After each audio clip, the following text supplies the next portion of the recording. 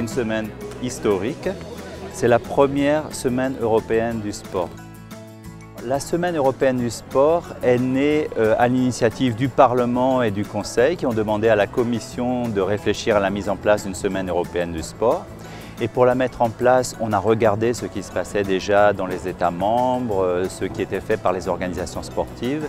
Une des sources d'inspiration a d'ailleurs été la France. L'Esplanade de la Défense, je pense que c'est un lieu tout à fait symbolique pour un des aspects de la semaine qui est de promouvoir le sport en entreprise.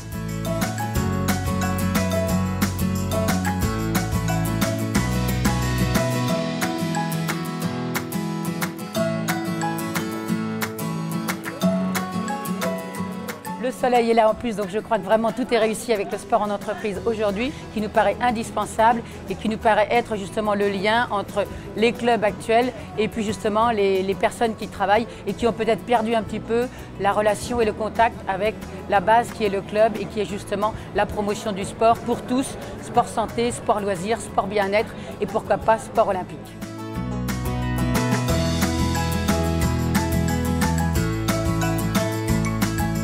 Nous, en tant que DRH, on n'a pas forcément une bonne vision de ce que peut être le sport en entreprise. On est quand même, surtout à la défense, dans des postes plutôt sédentaires où notre corps ne bouge pas énormément.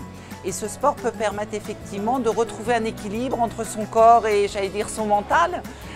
Ça peut être pour l'entreprise aussi un vecteur de cohésion d'équipe, mais également de challenge.